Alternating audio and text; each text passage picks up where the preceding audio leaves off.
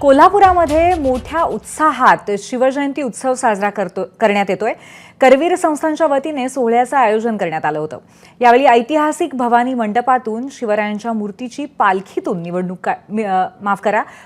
मिरवणूक काढण्यात आली। खासदार शाहू महाराजांच्या उपस्थितीत पार पडलेल्या या शिवजन्मोत्सवाला मोठ्या संख्येने शिवप्रेमींनी हजेरी लावली। यावेळी शाहीर आझाद नायकवडी यांनी पोवाड्याचं सादरीकरणही केलं।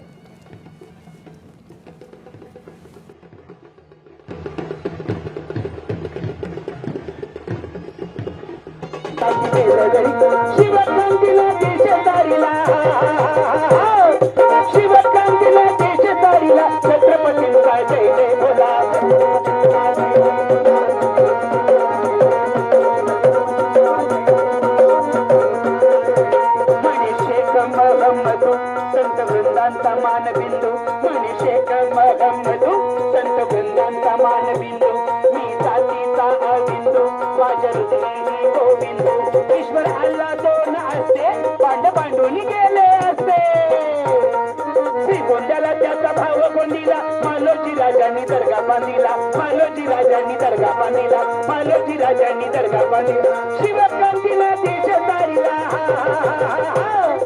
शिवकांतीला देश तारिला छत्रपतींचा जय जय बोला छत्रपतींचा जय जय बोला छत्रपतींचा जय जय बोला